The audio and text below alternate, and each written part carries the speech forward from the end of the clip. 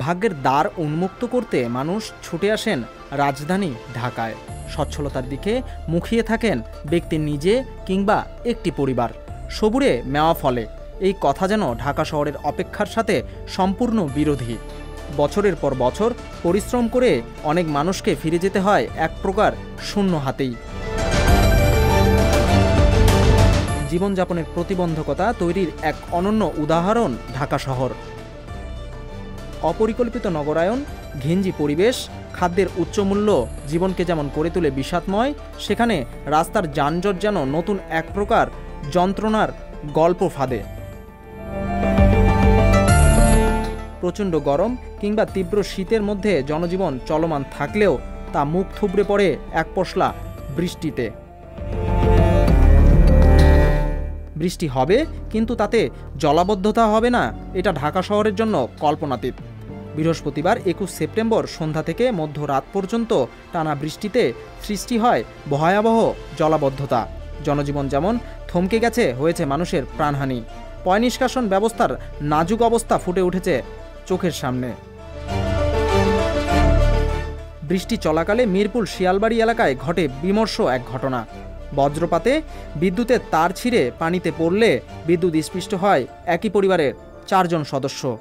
সাথে সাথে মারা যান 3 জন।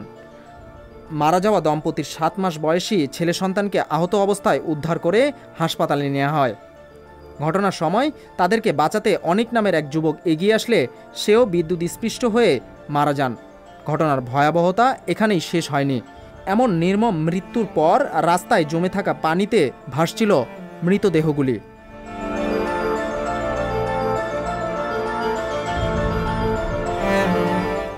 পানি অপসারণ ব্যবস্থার ব্যর্থতায় জনভোগান্তি বেড়েছে কয়েক গুণ। শুক্রবার রাজধানীর নিউ মার্কেট এলাকায় হাঁটু পানি জমে আছে। জলাবদ্ধতার কারণে সেখানে ছুটির দিনে দোকানগুলোতে যেখানে ক্রেতার ভিড় থাকার কথা, সেখানে নেই কোনো জনমানব। একই চিত্র দেখা গেছে মিরপুরের বিহারি ক্যাম্পে। পানি নিষ্কাশন না হওয়ায় সারা রাত না ঘুমিয়ে কাটাতে হয়েছে এখানকার বাসিন্দাদের। ঘরের খাটের উপরে উঠে গেছে পানি। চুলা ডুবে যাওয়ার কারণে করতে পারছেন না রান্নার কাজও।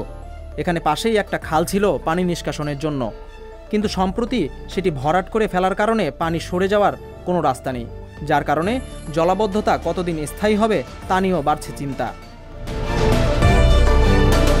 এছাড়া অধিকাংশ গলি, ভাঙা রাস্তার দশা হয়েছে আরও বেহাল। গলিগুলো থেকে পানি নিষ্কাশন হওয়ায় যেমন বাসিন্দারা বের হতে পারছেন না, তেমনি ভাঙা রাস্তায় গাড়ি চলতে গিয়েও পড়তে হচ্ছে বিপদে। বিকল হচ্ছে গাড়ি। জলাবদ্ধতা নিরসনে সরকারের নানামুখী উদ্যোগ থাকলেও সঠিক পরিকল্পনার অভাবে এর সুফল পাচ্ছেন না নগরবাসী। সাধারণ মানুষের প্রত্যাশা ঢাকা শহরের সব উন্নয়ন প্রকল্পগুলো সঠিক মনিটরিং এর আওতায় এনে টেকসই উন্নয়ন বাস্তবায়ন করা।